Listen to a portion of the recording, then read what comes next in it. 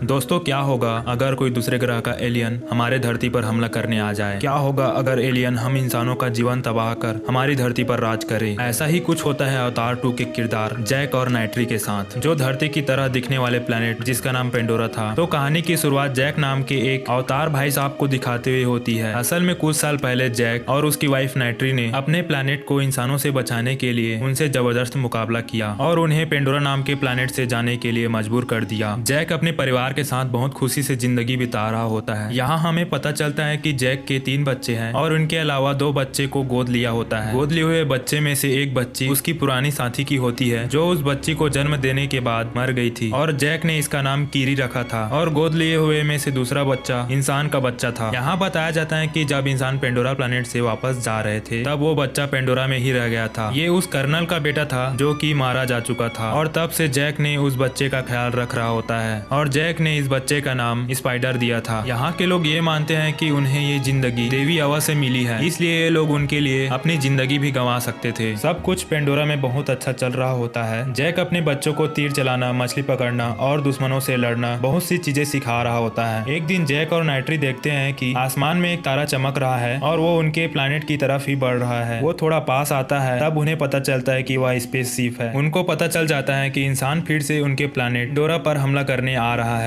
इंसानों की स्पेसशिप जब पेंडोरा पर लैंड करती है तो स्पेसशिप के तेज आग की वजह से जंगल पर आग लग जाती है और सब कुछ बर्बाद होने लगता है। स्पेसशिप से कई सारे रोबोट बाहर आने लगते हैं और इन्हें इंसान कंट्रोल कर रहा होता है। वो इस बार पूरी तैयारी के साथ आए थे। इसके बाद हमें स्पेसशिप के अंदर लैब का सीन दिखाया जाता है, जहाँ एक अवतार जागता है और वो बेकाबू होकर अपने आसपास के अवतार को मारने लग जाता है। बाकी के अवतार उन्हें पकड़ने की कोशिश करते हैं, लेकिन वो काबू में नहीं आ पाता। थोड़ी देर बाद सारे अवतार उन्हें मिलकर पकड़ लेते हैं। यहाँ पता चलता है कि वो कर्नल का अवतार होता है, जिसे नाइट्री ने लड़ाई के समय मार दिया था। कर्नल को वापस जिंदा करने के लिए उसे आधुनिक तकनीक की मदद से एक अवतार का रूप दिया गया था और इसी तरह कई इंसानों को अवतार बनाया गया ताकि वो पेंडोरा में रह सके। इसके बाद कर्नल के दिमाग में एक इलेक्ट्रॉनिक चिप डाल दी जाती है, जिसमें उसकी सारी पुरानी यादें होती है। कर्नल अब जैक से बदला लेना चाहता था। दूसरी तरफ दिखाया जाता है जैक और उसके साथियों ने इंसानों की ट्रेन पर हमला कर दिया था, जिसमें हथियारों को ले जाया जा रहा था। वे सब हथियारों को लूट लेते हैं। इंसानों ने पेंडोरा वासियों के घर उजाड़ दिए थे, इसलिए अब सारे अवतार छुपकर पहाड़ों में रहने लगते हैं। दूसरी तरफ कर्नल को उसकी सीनियर ऑफिसर बताती है कि उन्हें जैक को जल्दी पकड़ना होगा, क्योंकि वो उसके लिए मुसीबत बनता जा रहा है। इसके बाद कर्नल जंगल में जाता है, जहाँ जैक के बच्चे खेल रहे होते हैं। जैक के बच्चे वहाँ से जा ही रहे होते हैं, तभी कर्नल और उसके आदमी उन्हें पकड़ लेते हैं। कर्नल उन सभी बच्चों को अपने साथ ले जाना चाहता है, लेकिन तभी वहाँ जैक और नाइट्री आ जाते हैं। नाइट्री पेड़ के पीछे छुपकर कर्नल के एक आदमी पर तीर चला देती है। इसी तरह जैक और नाइट्री अपने बच्चों को बचा लेते हैं, लेकिन स्पाइडर वहीं रह जाता है और कर्नल उसे पकड़ कर ले जाता है। तभी कर्नल को पता चल जाता है कि स्पाइडर उसी का बेटा है। दूसरी तरफ हम देखते हैं कि कर्नल जैक का पता जानने के लिए स्पाइडर को बहुत टॉर्चर कर रहा होता है, लेकिन स्पाइडर कर्नल को कुछ भी नहीं बताता है। कर्नल सोचता है कि स्पाइडर एक इंसान है, इसलिए उसे इंसानों की तरह ही समझाना चाहिए। कर्नल स्पाइडर को बताता है कि वो उसी का ही पिता है और उसे जानबूझकर पेंडोरा में ही छोड़ दिया था। कर्नल स्पाइडर से कहता है कि उसे अपनी गलती का एहसास है और उसे अब खोना नहीं चाहता। अब स्पाइडर भावुक होकर कर्नल की बातों पर आ जाता है और जैक का बताने के लिए मान जाता है। दूसरी तरफ जैक और उसका परिवार वो जगह छोड़कर जाने लगते हैं। जाने से पहले जैक किसी और को वहाँ का मुखिया बना देता है। वो लोग उड़ने वाले क्रिएचर इकरान पर बैठकर वहाँ से निकल जाते हैं। काफी सारे आइलैंड पार करने के बाद आखिरकार उन्हें एक ऐसा आइलैंड मिलता है जहाँ के लोग अद्भुत होते हैं। वे लोग जमीन और पानी दोनों जगहों पर काफी आसानी से रह सकते हैं। जब वहाँ के लोग जैक और नाइट्री को देखते हैं तो वे लोग उनकी पतली पूंछ और उनके हाथों का मजाक उड़ाने लगते हैं। तभी उस आइलैंड का मुखिया पानी से बाहर निकलकर उनके पास आता है। जैक मुखिया से कहता है कि वो लोग यहाँ रहना चाहते हैं, लेकिन मुखिया कहता है कि वे लोग यहाँ नहीं रह सकते क्योंकि उनका रहन सहन हम लोगों से अलग है। जैक कहता है कि वे लोग उनके रहन सहन को अपनाने की कोशिश करेंगे। जैक कहता है कि वे अपने परिवार को सही सलामत रखने के लिए यहाँ रहने की इजाजत चाहिए। ये सभी बातें सुनकर वहाँ का मुखिया मान जाता है और जैक और उसके परिवार को सब कुछ सिखाने की जिम्मेदारी अपने बच्चों को देता है। उसके बाद मुखिया के बच्चे जैक और उसके परिवार को पानी का सैर कराते हैं। जैक का बेटा क्रिएचर की सवारी करते करते पानी में गिर जाता है। सबको शुरुआत में बहुत परेशानी होती है, लेकिन धीरे धीरे वे लोग सब कुछ सीखने लग जाते हैं। दूसरी तरफ कर्नल की सीनियर ऑफिसर कहती है कि अवतार के उड़ने वाले क्रिएचर उनके स्पेसशिप पर हमेशा ही भारी पड़े हैं, इसलिए कर्नल भी अपने लिए एक उड़ने वाला क्रिएचर चुनता है और उसे कंट्रोल करने की कोशिश करता है ताकि वो जैक से कड़े का मुकाबला कर सके। इधर जैक और उसके बच्चे नए माहौल में धीरे धीरे ढलने लग जाते हैं, लेकिन एक दिन मुखिया का बेटा अपने साथियों के साथ जैक की बेटी कीरी का मजाक उड़ाने लग जाते हैं और उसके साथ बदतमीजी करता है। लेकिन वहाँ तभी कीरी का भाई आ जाता है और और मुखिया के बेटे के साथ लड़ने लग जाता है। जब जैक को इस बारे में पता चलता है तब वो अपने ही बच्चों को डांटने लग जाता है। जैक अपने बच्चों से कहता है कि हमें यहाँ रहने के लिए सभी के साथ दोस्ती बनाकर रखनी होगी। तभी जैक अपने बेटे रॉक को मुखिया के बेटे से माफी मांगने के लिए कहता है। इसके बाद जैक का बेटा रॉक मुखिया के बेटे से माफी मांगता है और मुखिया का बेटा भी उसे माफ कर देता है, लेकिन ये मुखिया के बेटे की चाल होती है। मुखिया का बेटा रॉक का दोस्त बनने का नाटक करते हुए उसे ऐसी जगह पर ले जाता है जहाँ बहुत बड़े बड़े मॉन्स्टर मछलियाँ होती है। मुखिया का बेटा रॉक से कहता है कि वे लोग अधिकतर यहाँ शिकार करने आते हैं। इस बीच वे लोग जैक के बेटे रॉक को वहाँ अकेला छोड़कर वहाँ से चले जाते हैं। थोड़ी देर बाद रॉक को पता चलता है कि वो वहाँ पर अकेला है। रॉक जब पानी की सतह पर आता है तभी एक बड़ी सी मछली उस पर हमला कर देती है और रॉक खुद को बचाने के लिए भागने लगता है। मछली लगातार उसे खाने के लिए उसके पीछे पड़ी होती है, इसलिए वो पत्थर के पीछे छुप जाता है। थोड़ी देर बाद रॉक को पानी में घुटन होने लगती है और वो वहाँ से निकलने की कोशिश करता है, लेकिन तभी वह मछली उसकी तरफ तेजी से आती है और जैसे ही उसे खाने वाली होती है तभी एक बड़ी सी व्हेल मछली उस मछली पर हमला कर देती है। तब तक रॉक की सांसें खत्म होने लगती है और वो डूबने लगता है। थोड़ी देर बाद जब रॉक की आंखें खुलती है तो वो देखता है कि वो व्हेल मछली के ऊपर बैठा हुआ है। रॉक उस व्हेल को उसकी जान बचाने के लिए शुक्रिया कहता है, लेकिन तभी रॉक देखता है कि व्हेल मछली भी जख्मी हो गई है और देखता है कि उसके फींग में लोहे की हुक फंसी हुई है। रॉक उस हुक को निकालता है और अब उन दोनों में दोस्ती हो जाती है। उसके बाद व्हेल रॉक को उसके आइलैंड तक लेकर जाती है। आइलैंड में सभी लोग रॉक को देखकर हैरान रह जाते हैं। यहाँ मुखिया को अपने बेटे के करतूत का पता चल जाता है और वो सबके सामने अपने बेटे को सजा देने की बात करता है, लेकिन तभी रॉक कहता है कि उसमें उसकी कोई गलती नहीं है और गहरे पानी में भी जाने का आइडिया मेरा ही था। यह सुनकर मुखिया का बेटा शर्मिंदा हो जाता है और सोचता है कि उसने रॉक के साथ धोखा किया, फिर भी वो उसे बचा रहा है। अब मुखिया के बेटे और रॉक के बीच सच में दोस्ती हो जाती है। इसके बाद अगले दिन रॉक सबको उस व्हेल मछली के बारे में बताता है और मुखिया की बेटी कहती है कि उस मछली को टुकुन कहते हैं, लेकिन जिस मछली ने रॉक की जान बचाई वो पाइकन है। मुखिया की बेटी कहती है कि उस पाइकन ने अभी कुछ लोगों की जान ली थी। रॉक को इस बात पर विश्वास नहीं होता कि वो व्हेल किसी को मार सकता है, क्योंकि उसी व्हेल ने उसे बचाया था। रॉक फिर भी उसी व्हेल से मिलने चला जाता है, उसके साथ गहरे पानी में खेलने लग जाता है। दूसरी तरफ कर्नल एक बड़े मशीन में बैठकर जैक को ढूंढ रहा होता है। कुछ देर बाद कर्नल उस आइलैंड में पहुंच जाता है जहां जैक और उसका परिवार था। कर्नल वहां के लोगों से पूछताछ करता है, लेकिन वहां के लोग कहते हैं कि उन्हें जैक के बारे में कुछ भी नहीं पता। इस पर कर्नल उन लोगों को टॉर्चर करने लग जाता है, लेकिन स्पाइडर कर्नल से कहता है कि ये लोग सच कह रहे हैं, सच में इन्हें कुछ भी नहीं पता है। कर्नल अपने बेटे की बात मान लेता है, लेकिन कर्नल जाने से पहले उस गांव को आग लगा देता है। जैक और उसका परिवार उसी आइलैंड के दूसरी तरफ छुपे हुए थे। मुखिया वहां जाता है और बताता है कि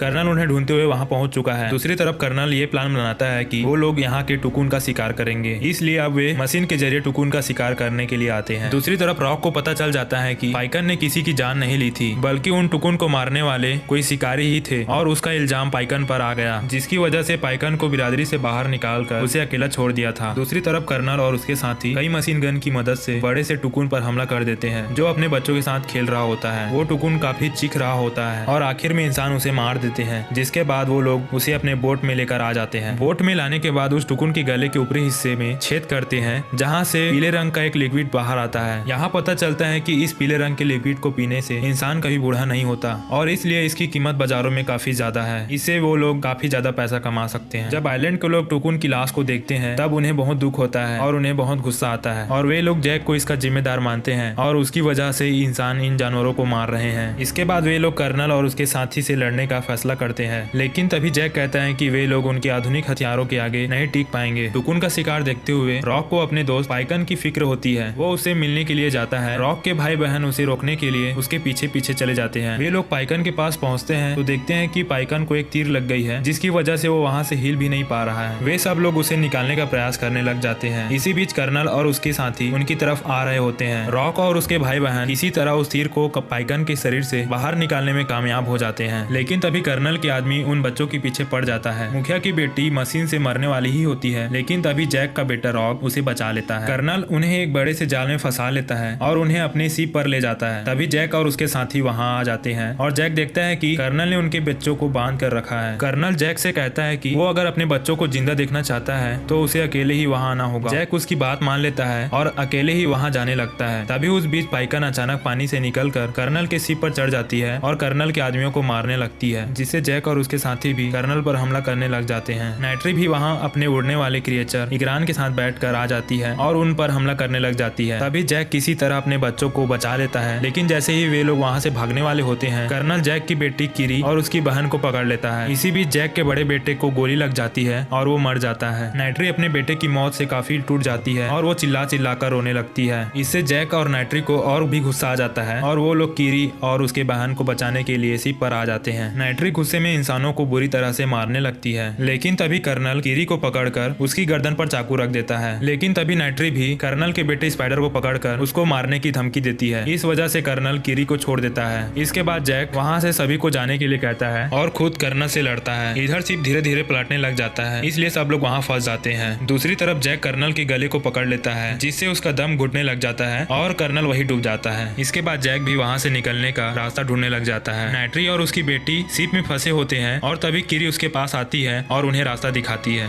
जैक भी रॉक के साथ बाहर आ जाता है। दूसरी तरफ स्पाइडर को कर्नल मिलता है, वो उसे पानी से बाहर ले आता है। थोड़ी देर बाद कर्नल स्पाइडर को अपने साथ चलने कहता है तो वो मना कर देता है और वापस जैक और नाइट्री के पास चला जाता है। इसके बाद जैक अपने बेटे के शरीर को देवी अवा के हवाले कर देता है और उस पल को याद करता है जब जैक ने अपने बेटे को पहली बार गोद में उठाया था।